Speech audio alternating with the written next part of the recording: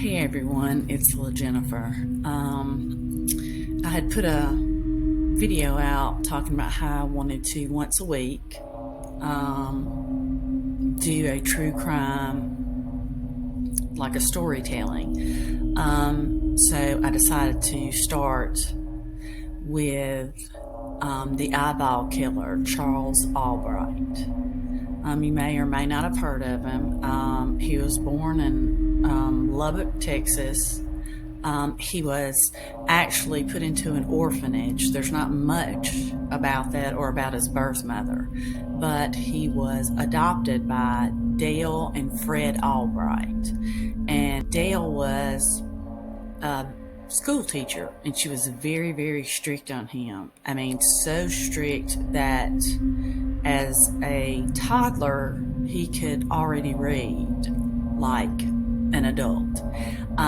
And she kept him home because she felt that the school could not provide him with adequate, schooling for his potential, and she helped him skip at least 2 grades. She would also require him to wear girls' clothing. In several pictures, which I will put up here, he is wearing a dress or a girl's outfit. She was very, very protective of him. So he didn't have a lot of friends outside the home. And when he got his first gun, he would kill small animals with it, and his mother would help him stuff them because of his interest in taxidermy. And while she taught him, she didn't have like false eyes to put in there, so she would put buttons inside the eyes. But she further, not noticing apparently the killing of many animals, she then fed his interest in taxidermy.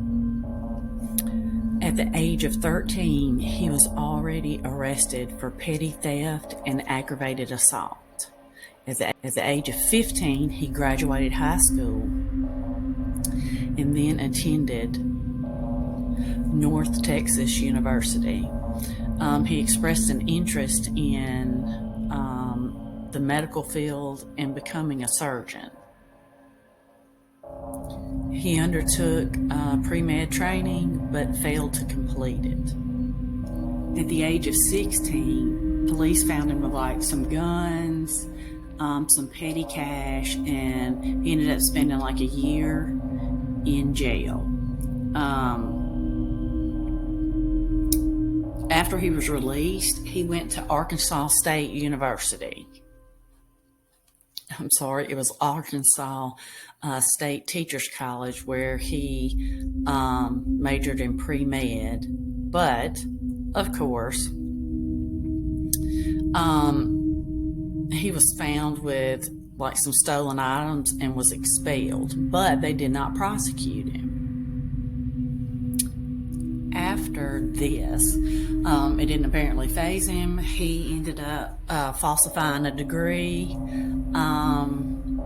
and ended up getting a job as a teacher, and started forging checks and things like that. He was caught and was put on probation. But in 1965, he and his wife separated, and they ended up divorcing in 1974. After he and his wife divorced, he was caught stealing like hundreds of dollars of merchandise from a store where he received 2 years in jail, but got out in 6 months. I mean, you can tell how the criminal justice system just has so many times, so many options, with assault and all his theft, he should have been in jail. He should have never been out of jail, but they continued to either put him on probation, or they didn't charge him, or they'd give him a sentence and it would be less. And so he'd get out, and what would he do? He would continue to do the crimes over and over again. Of course, then after that, he befriended his neighbors. He got his neighbors' trust. They loved him. They thought he was a great guy. So much so that they allowed him to babysit their children. And see, here, it was in 1981, he was visiting a friend. And while there, he molested their 14-year-old daughter. Okay.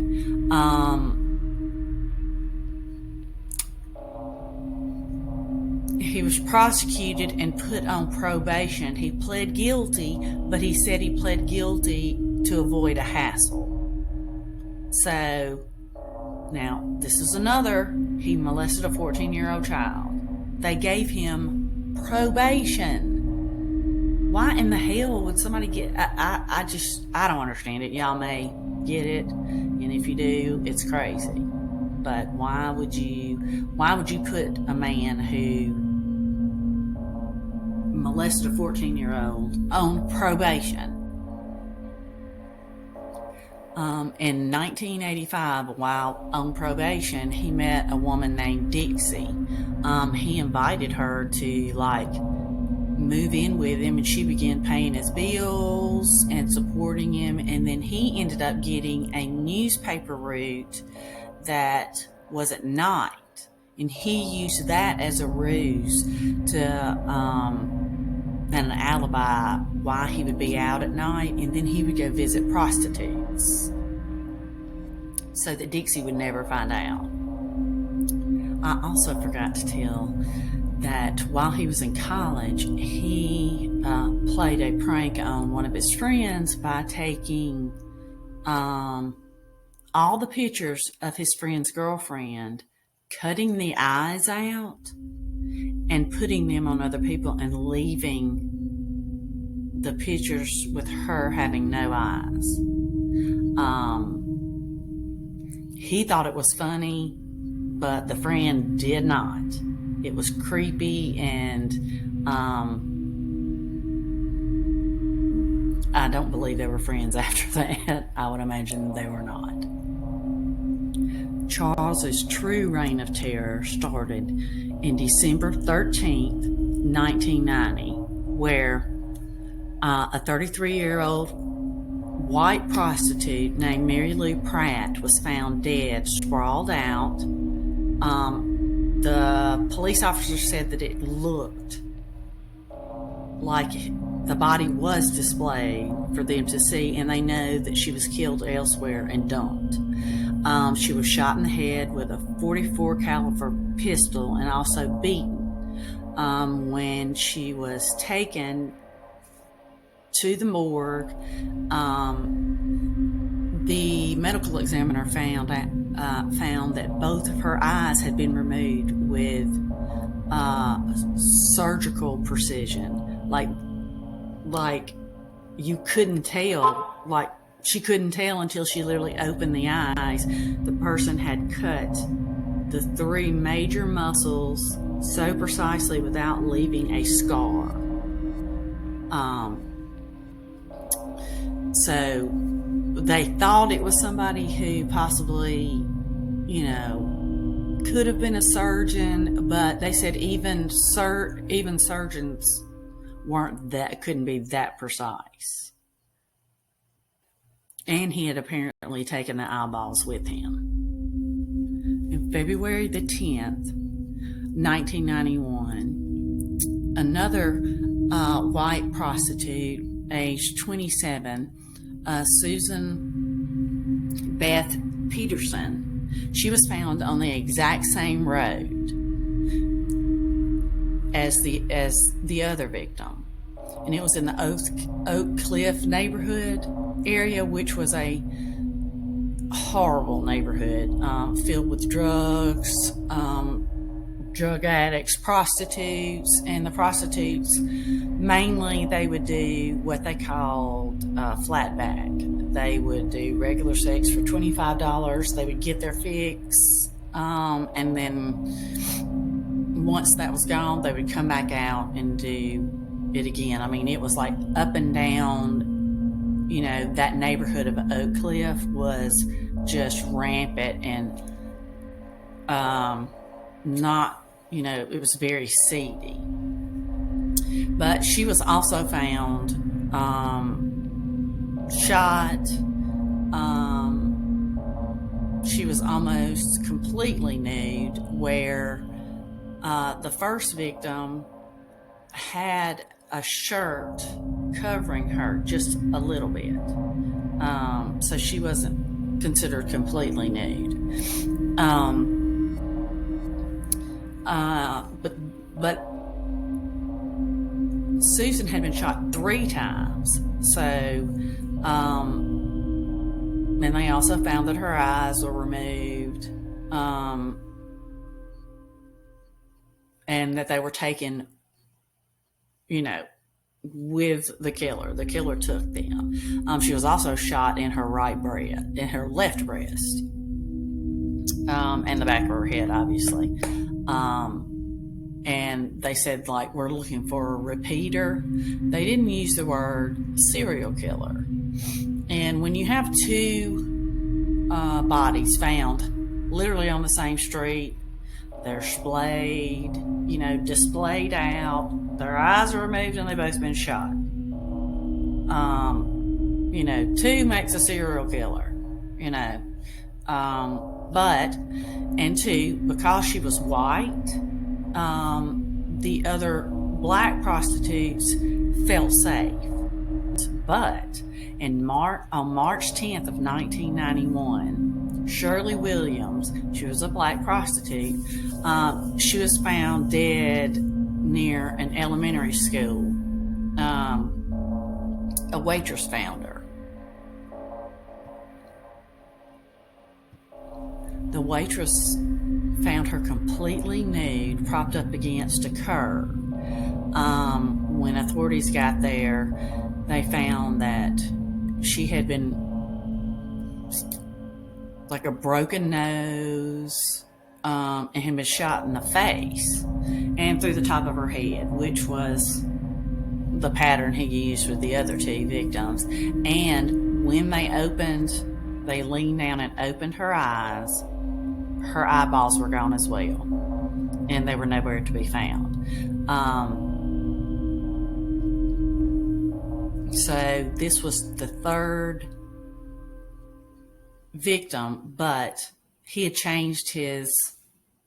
Most of the time, you'll find that serial killers, if they start out killing, say, a white woman, they'll continue to kill white women. They don't normally jump races. So this was kind of skewed, a little bit, and it also gave the black prostitutes false safety, but during the investigation, they did find hair, and I believe they found it in his truck. They searched his truck. They really didn't find anything but hair, and there were 2 condoms left at, 1 condom at one site, 1 at the other, but not at all 3. I don't think they found anything from that, and I haven't heard or done in my research found that they were sexually assaulted. So I've looked at, tried to do my due diligence and look, and it did not say that they were sexually assaulted. But during the search of Albright's truck, they also searched his house. And in the house was this thing on the wall, and I don't know what made them take it down, but they took it down.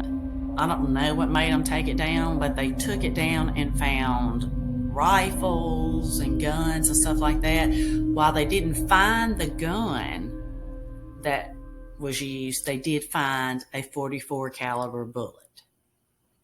So, while circumstantial, they did find that. And I mean, the fact that he had all this hidden, he had, these guns and had their bullets there, but didn't have the gun, but had the .44 caliber bullet, a .44 caliber bullet there, and that was what was used in each murder. 1991, Charles Albright was arrested and charged with 3 counts of murder. Most of the evidence was like circumstantial and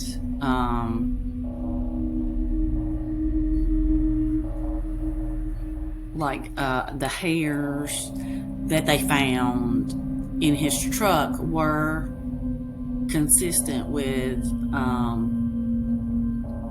the hairs found on the last victim, Williams. And his trial started December 13th of 1991. I think it was December 18th. The jury deliberated and found him guilty, but only of one murder, which was that of Shirley Williams, because, of the hair. That was the only one, but they did believe that he had killed the other 2 victims and possibly more, because there had been some more killings of prostitutes, around, Oak Cliff and things like that. So they do believe that he did kill more than those 3, but they could only get him convicted on one of the murders. Of course, the media just went completely nuts over this, and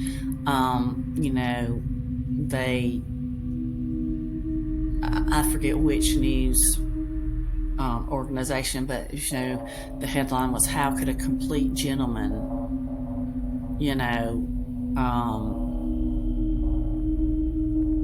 be a monster or a killer or a serial killer?"